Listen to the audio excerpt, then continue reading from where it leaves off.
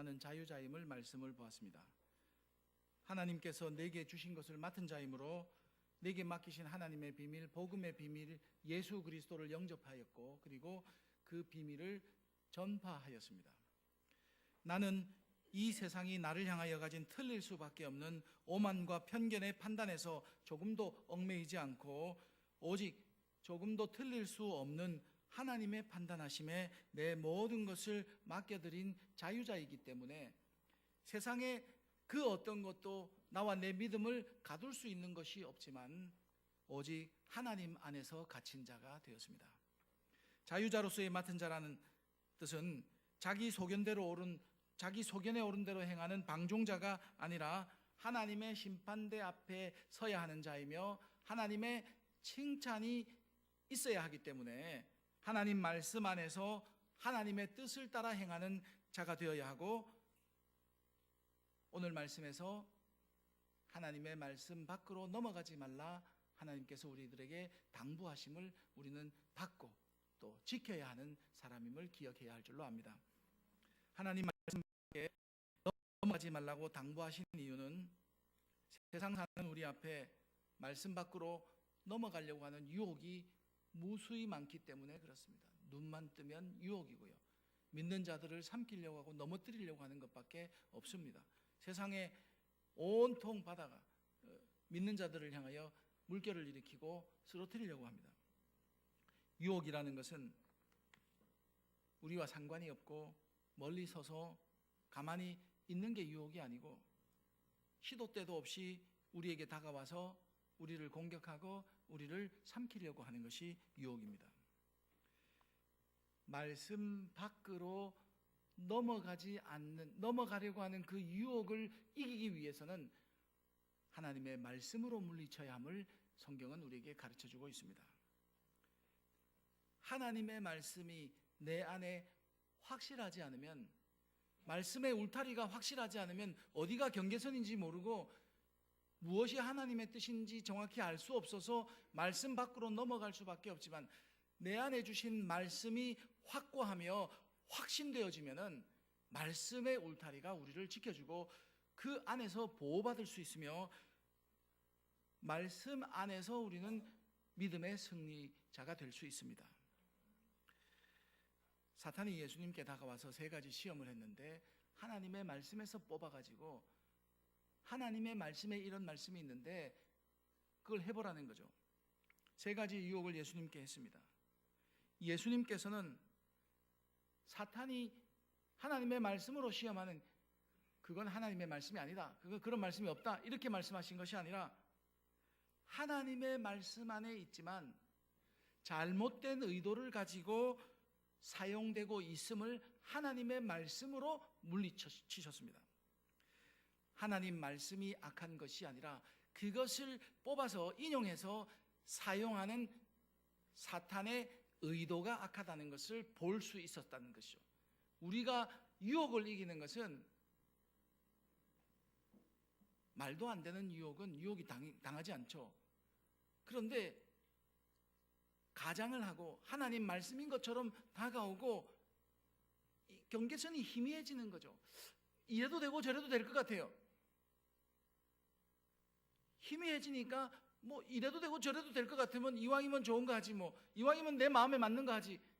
그게 바로 하나님의 말씀을 잘못 인용한 나쁜 의도, 진짜 마음을 속이는 것임을 알 수 있습니다.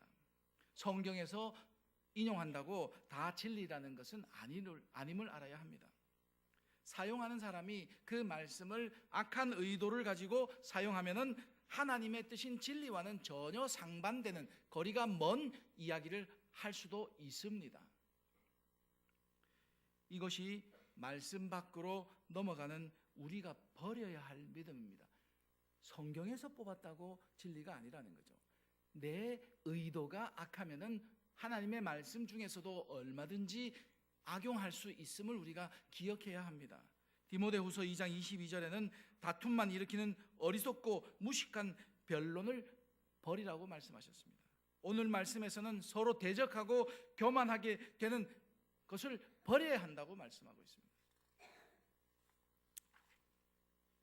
하나님 말씀 밖으로 넘어서는 사람의 특징 세 가지가 있는데 오늘 6절에 하나, 7절에 하나, 8절에 하나 이렇게 각 절에 하나씩 나오고 있습니다. 6절에 보니까 서로 대적하여 교만한 마음을 가지는 것이 바로 말씀 밖으로 넘어선 것임을 이야기하고 있습니다. 7절에는 자기만 남달리 구별했다고 생각하고 받은 것을 받지 않은 것처럼 자랑한다고 했습니다. 8절에는 이미 배부르고 이미 풍성하며 우리 없이도 자기만 왕이 되었다고 생각하는 것이 바로 말씀을 벗어난, 말씀 밖으로 넘어간 잘못된 신앙이라고 우리에게 가르쳐주고 있습니다. 말씀 밖으로 넘어간 특징 세 가지를 보면은 성경 곳곳에서 하나님이 끔찍히 싫어하시는, 하나님이 도무지 원하지 않는 모습임을 우리가 찾아볼 수 있습니다. 이것은 악은 모양이라도 버리라고 하신 말씀과 같이 하나님이 너무 싫어하는 거기 때문에 이것은 우리가 절대 가지지도 말고 행하지도 말아야 하는 모습입니다. 하나님은 대적하여 교만한 것을 얼마나 싫어하는지 아실 겁니다. 자기만 남달리 구별했고 내가 받았는데도 받지 않은 것처럼 자랑한다는 것은 하나님 앞에서 얼마나 잘못된 것인지, 이것은 누가 주셨는지 주인을 모른다는 뜻이에요. 내 주인이 누군지 모른다는 뜻입니다. 받았는데 안 받은 것처럼 하는 것이 주인을 모르는 신앙입니다. 세 번, 배부르고 풍성하고 자기는 다 이루었고 다 가졌고 누릴 거 다 누리고 있고 자기만 왕인 것처럼 착각하는 것은 하나님의 왕되심을 부인하는 것이고 자기가 마치 왕인 것처럼 생각하는, 하나님이 왜 싫어하는지 이유가 너무나 분명합니다. 간단하게 표현하면은 첫 번째, 대적하여 교만하는 것. 두 번째, 자기만 구별했다고 하고 받은 것을 받지 않은 것처럼 자랑하는 것. 세 번째, 자기만 왕이라는 착각을 가진 것. 이것이 바로 말씀 밖으로 넘어선 모습입니다. 이것을 하지 말라는 거예요. 이것은 하나님께서 싫어하시는, 싫어하는 정도가 아니라 끔찍하게 생각하시는 것. 대적 교만. 하나님은 태초에 천지를 지으실 때부터 경계를 정하시고 선을 그어 두셨습니다. 우주 만물을 지금도 운행하시면서 하나님은 질서 있게 선을 따라서 움직이도록 만들어 두셨어요. 광대한 우주가 하나님의 그 질서 안에서 잘 운행되고 있습니다. 지금 우리가 딛고 있는 이 지구도 하나님의 그 질서의 법칙에 따라서 선을 따라서 돌고 있어요. 지구 안에도 물은 무태 경계를 넘을 수 없고 해와 달, 낮과 밤의 경계를 정하셨고 사람에게는 모든 것을 맡기셨지만 선악과라는 경계선을 분명하게 그어 두셨습니다. 선을 넘지 말라 말씀하셨습니다. 약속의 땅 가나안을 주셨을 때에도 각 지파에 땅을 분배하며 기업을 주셨는데 기업인 그 땅의 경계를 그어서 분명하게 지게표를 옮기지 말라 말씀하셨습니다. 저울과 추의 눈금을 속이지 못하게 하시는 것도 하나님께서 정하신 것을 더하거나 빼지 말라는 거예요. 가감하지 말라는 거죠. 줄여 말하거나 부풀려 말하는 것을 하나님은 좋아하지 않으십니다. 하나님의 말씀을 넘어서 하나님의 말씀에 무엇을 더하면은 성경에 있는 모든 재앙을 그 사람에게 더할 것이고, 하나님의 말씀을 넘어서 성경에 있는 말씀을 빼면은 생명책에 그 이름을 빼겠다고 말씀하셨습니다. 선을 지키는 것이 하나님이 기뻐하시는 믿음임을 우리가 분명히 알 수 있습니다.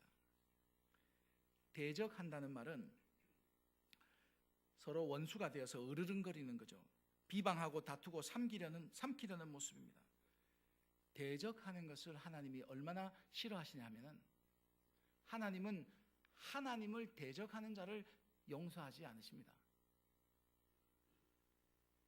우리 인간이 타락하기 전에 천사가 타락을 했는데 이 천사가 타락하여 마귀가 되었는데 타락한 마귀는 왜 용서를 안 해주셨을까요? 하나님이 사랑이시면 다 용서해 줘야 되는데 하나님을 대적했기 때문에 용서해 주지 못하는 겁니다. 왜 우리 인간은 특별히 사랑하셔서 왜 우리 인간은 용서해 주셨을까요?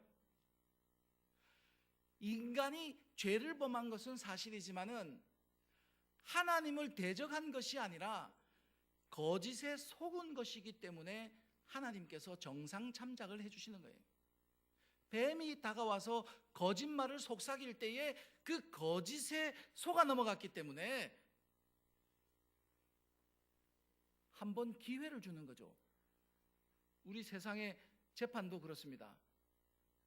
용서가 안 되는 죄가 있고요, 정상을 참작해 주는 죄가 있습니다.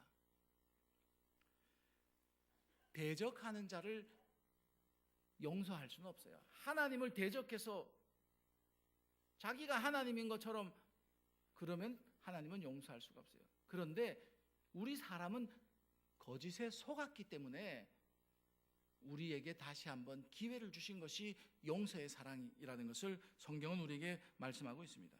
교만도 마찬가지입니다. 하나님이 정하신 선을 넘어서는 게 교만이에요. 하나님이 선을 정해 놓았는데 그걸 넘어서는 것, 말씀을 주셨는데 그 말씀 밖으로 넘어가는 것이 교만이라는 거죠. 올바른 믿음은 하나님이 정하신 선을 지키며 위치를 정하는 믿음이에요. 오늘 복음송 불렀는데 내 마음을 주께로 확정하고 확정했다고 그랬습니다. 딱 정하는 게 그게 정하는 거예요. 부정한 게 뭐냐? 정하지 못한 게 부정한 거예요. 내 마음을 정하지 않는 거예요. 깨끗하지 않은 게 아니에요. 내 마음을 정하지 못하고 이리저리 요동하는 것이 부정한 거예요. 고린도 교회는 이 일을 위하여 바울과 아볼로의 본을 보여주었다. 바울은 심는 자로서 자기의 역할을, 자기의 선을 딱 지켰습니다. 아볼로는 물 주는 자로서의 역할을, 자기 선을 지켰습니다. 하나님은 심는 바울과 물 주는 아볼로를 통해서 그것을 자라게 하시고 그것을 열매 맺게 하시는 분은 하나님이심을 보여주셨어요. 다 본으로 보여주셨습니다. 근데 하나님은 이 두 사람을 합력하여 선을 이루어서 믿음이 성장하게 하고 교회가 부흥하게 하시고 하나님의 일을 이루는데 사용하셨는데 사람들이 자꾸 대적하여서 싸우게 만들고 교만하게 만들고 말씀을 벗어나도록 만든다는 거죠. 심는 바울이 물 주는 아볼로를 대적할 이유가 조금도 없습니다. 물 주는 아볼로가 심는 바울을 대적하여 교만할 이유가 전혀 없어요. 하나님은 두 사람을 들어서 본을 보여주셨는데 사람이 두 사람을 싸움을 붙였어요. 그래서 파가 나누어지고 했습니다. 이것은 마귀에게 속아서 말씀 밖으로 나간 것이므로 사도 바울을 통해서 하나님의 말씀 밖으로 넘어가지 말라 지금 강하게 당부하고 계십니다. 두 번째는 7절에 누가 너를 남달리 구별하였느냐? 왜 받은 것을 받지 않은 것처럼 자랑하느냐? 누가 너를 남달리 구별하였다는 말씀은 뉘앙스가 굉장히 이중적이에요. 묘합니다. 강조점이 어디에 있느냐에 따라서 약간 의미가 다른데 누가의 강조점이 있으면 누가 너희를 남달리 구별했느냐 말이에요. 우리를 누가 선택하고 누가 믿는 자로 구별했습니까? 내가 잘나서 그럴까요? 하나님이 구별하시지 않았느냐 이 말이에요. 하나님이 구별하시지 않았느냐. 그런데 누가 너희를 남달리의 강조점이 있다면은 누가 너희를 남달리 구별했느냐? 자기만 하나님의 자녀인 것처럼, 자기만 하나님의 사람인 것처럼. 하나님이 목사를 남달리 구별했을까요? 장로를 남달리 구별했을까요? 너희는 다 동일한 하나님의 자녀가 아니냐? 하나님이 너희를 선택하시고 하나님이 너희를 구별하신 것은 맞지만은 너희들은 하나님 앞에서 모두 다 자녀이다. 똑같은 동일한 존재라는 것을 말씀하고 있는 것이죠. 두 가지 다 교만하거나 자랑할 수 없음을 말씀하고 있는 것입니다. 내게 있는 것 중에서 받지 않는 것이 무엇이냐? 여러분, 올 때 가지고 온 것 있으면 한번 말씀해 보세요. 올 때 가지고 있는 것, 갈 때 가지고 가는 것 한번 있으면 말씀해 보세요. 받지 않은 것이 아무것도 없습니다. 내게 주신 모든 것은 우리가 받은 거예요. 내가 받았은즉 어찌하여 받지 않는 것처럼 자랑하느냐? 이것은 정말 주인을 알지 못하는, 내가 가진 것의 주인을 알지 못하는 착각 중에 착각입니다.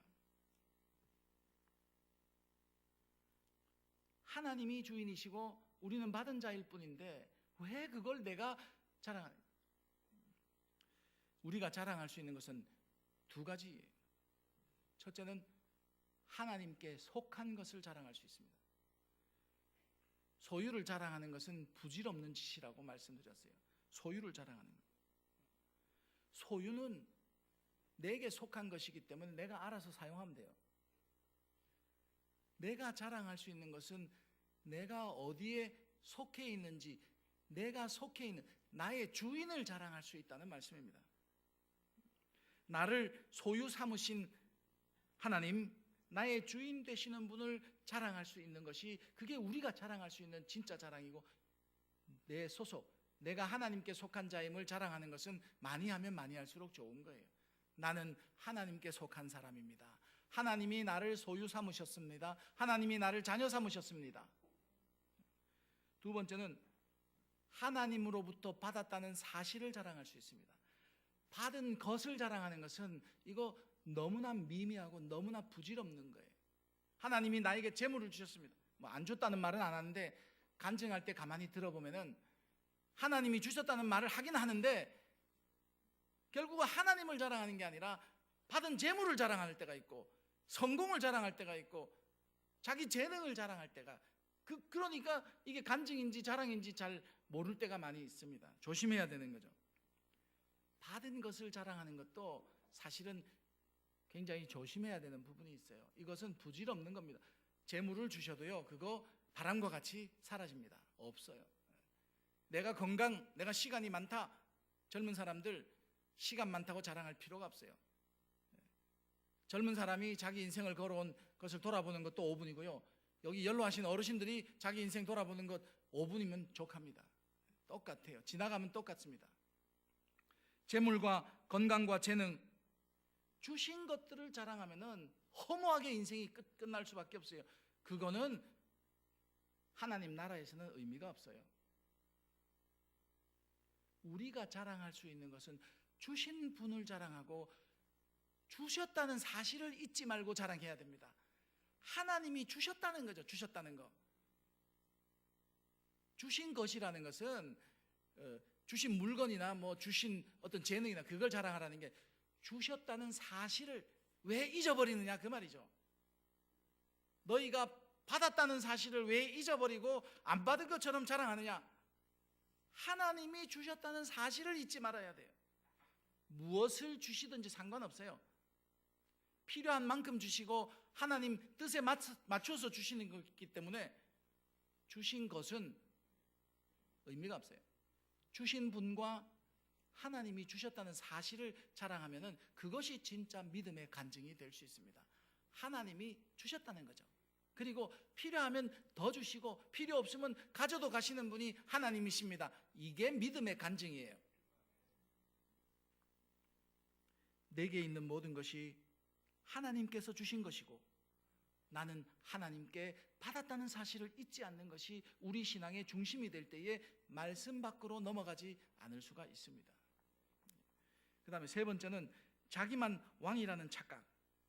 이 착각은 조금 이상한 착각인데, 오늘 이 말씀이, 그 8절 말씀이 너희는 왕이 아니다, 빨리 착각에서 깨어나라, 이걸 말씀하시는 게 아니에요. 너희는 왕이 맞는데 너희만 왕이라는 착각을 벗으라는 거예요. 너희가 왕이면은 진짜 왕다운, 참 왕다운 모습을 가져야 한다는 말씀이 더 맞는 해석입니다. 그리고 이어지는 말씀과도 연결이 자연스럽습니다. 너희가 이미 배부르며 이미 풍성하며 우리 없이도 왕이 되었도다. 왕 되면은 배불리 먹을 수 있고 좋은 것 가질 수 있고 풍성하게 누릴 수 있고 전부 자기만 위하여 있는 것이 왕이 된 것으로 착각하는 사람들이 많이 있습니다. 너희가 왕이 아닌 것이 아니지만은 왕이지만은 잘못된 생각은 자기만 누리고 자기만 왕이 되었다고 생각하는 착각이 사람을 교만하게 만들고 잘못된 믿음으로 이끄는 거예요. 너희만 왕이 아니라 우리도 왕이라는 거죠. 왜 우리 없이도 왕이 되었느냐? 뒤에 보니까 우리가 너희와 함께 왕 노릇하기 위해서, 너만 왕 되는 게 아니라 우리도 함께 왕 노릇하기 위해서. 다 왕이라는 거예요. 다 왕이라는 거예요. 하나님께서 우리 믿는 자들을 부르셔서 종으로 부른 것이 아니라 하나님의 자녀 되게 하셨습니다. 목동인 다윗을 높여서 왕 되게 하신 것은 다윗만 높이신다는 뜻이 아니고 하나님을 잘 믿는 사람, 하나님을 정확하게 믿는 사람은 하나님이 높이셨다는 것을 보여주는 말씀입니다. 아들을 보내신 것은 우리를 아들로 생각하시는 것이고, 왕이신 예수님 보내신 것은 우리도 하나님의 자녀로 하나님 나라를 상속할 왕 같은 제사장으로 부르셨음을 보여주시는 말씀입니다. 사도 바울이 고린도 교회에 말하고자 하는 것은 하나님은 너희를 자녀로 부르셨고 왕으로 부르셨어. 너희가 왕으로 부르심을 받았는데 배부르고 풍성하고 자기만 만족하면 되는 것으로 생각하는 것은 왕의 진짜 모습이 아니라는 거예요. 진짜 왕이 무엇인지 전혀 모르는 어린아이와 같고 어리석고 이것은 말씀을 벗어난 잘못된 신앙임을 깨달아라고 지적하시는 말씀입니다. 우리나라 한 대통령이 대국민 연설을 하면서 그렇게 했습니다. 무슨 말을 했냐면, 내가 이러려고 대통령이 되었나? 대통령 되면 높은 자리에 앉아서 백성들 섬김을 받고 자기 마음대로 권력을 주무르고 자기 뜻대로 하는 것이 대통령인 줄 알았나 봅니다. 자기만 누리면 되는 것으로 생각했는데 그게 대통령이 아니에요. 나라에 단 한 사람밖에 없는 대통령이면 나라를 생각하고 백성을 사랑할 수 있는 사람이 진짜 대통령이지, 자기만 배부르고 자기만 잘되고 자기만 풍성하고 그게 무슨 대통령이겠습니까? 자기만 왕인 사람은 자기만 좋으면 다 돼요. 자기만 누리면 오케이입니다. 진짜 왕, 정말 필요한 왕, 어떤 왕일까요? 백성을 사랑할 줄 알아야 돼요. 나라를 위해서 자기 목숨을 내어놓을 수 있는 것이 진짜 왕 아니겠습니까? 예수님께서 오셔서 자기 목숨을 내어주신 것이 그게 진짜 왕다운 모습이라는 것을 보여주셨습니다. 왕이 제대로 왕 노릇을 하면은 백성이 평안하고 나라가 부강하게 되는 거죠. 왕이 왕 노릇을 제대로 하지 못하고 자기 배만 불리고 자기 풍성함만 추구할 때에 어떻게 된다는 것을 우리나라는 5,000년 역사 속에서 한두 번 겪은 게 아니에요. 8절에서 사도 바울이 표현하고자 하는 것은 우리가 너희와 왕 노릇하기 위해서, 너도 왕이 맞아, 나도 왕이, 우리 함께 하나님의 부르심을 받은 왕 같은 제사장, 하나님의 자녀들로서 정말 어떤 모습이 참다운 왕의 모습이냐, 그리스도인의 모습이냐, 하나님의 자녀의 모습이냐, 그걸 바로 알고 행하라는 거죠. 그래서 이 뒤에 나오는 9절부터 13절까지 어떤 것이 진짜 왕의 모습인지를 쭉 설명하고 있는 거예요. 너희가 왕이면서 왕인 줄 모르고 행동하는 것 너무나 어리석고요. 너희가 왕이면서 착각하여서 자기만 배불리고 자기만 왕인 것처럼 하는 거, 그거 잘못됐다는 거. 그게 바로 말씀을 벗어난 것입니다. 말씀 밖으로 넘어간 것이 되는 거죠. 왕이 되었음을 알았으면은 자기만 왕이라는 착각에서 벗어나 함께 왕노릇 할 수 있어야 되고, 함께 주와 함께 다스릴 수 있는 사람이 되어야 합니다. 이것이 믿는 자들이 가져야 할 참된 믿음의 모습임을 가르쳐주고, 이게 말씀 안에 있는 신앙임을 우리에게 가르쳐주고 있습니다. 이 세 가지가 너무나 힘듭니다. 너무 어렵습니다. 어떻게 우리가 그걸 다 할 수 있겠습니까? 내가 지키려고 하니까 불가능하지만은, 오늘 성령 강림주일, 성령께서 우리에게 오신 것은 하나님의 말씀을 깨닫게 하고 그 말씀을 우리의 삶 속에서 행할 수 있도록 우리를 돕기 위해서 오신 분이에요. 우리를 바른 길로 이끌어주기 위하여 오신 분이 성령이십니다. 성령의 도우심을 간구하고 성령을 따라 살 때에 하나님의 말씀을 받아서 행할 수 있는 사람이 될 수 있을 줄로 믿습니다. 하나님께서는 오늘 말씀을 통하여 우리들에게 말씀 밖으로 넘어가지 말라고 분명하게 당부하시고 권고하고 계십니다. 하나님의 말씀의 경계선을 확고히 하여 대적하여 교만한 것을 버리고, 받은 것을 받지 않은 것처럼 자랑하지 말고 주신 분과 주셨다는 사실을 우리는 자랑할 수 있는 사람이 되어야 하며, 자기만이 왕이라는 착각을 버리고 주와 함께 우리가 참된 그리스도인의 모습으로, 참된 왕의 모습을 가지고 믿음으로 행하는, 섬기는 모습이 우리 신앙의 모습이 될 때에 우리는 세상을 이길 수 있습니다. 세상의 어떤 편견과 오만도 우리는 극복할 수 있고, 우리를 향한 박해와 고난도 이길 수 있고, 내 앞에 있는 어떠한 장애물도 능히 뛰어넘으며 하나님 앞에 이르는 복된 성도가 될 줄로 믿습니다. 내게 주신 복음의 진리 안에서, 복음 안에서 맡은 자로 충성하는 것이 참된 믿음이고, 내게 주신 진리의 말씀 안에서 참된 자유를 누리는 것이 말씀 안에 거하는 것이고, 내게 주신 하나님의 말씀 안에서 주와 함께 왕노릇하며 주님의 뜻을 행하고 성령을 따라 사는 것이 복된 믿음임을 확신하고 그 말씀을 확고히 하는 복된 성도가 되시기를 주님의 이름으로 축원합니다. 기도하겠습니다.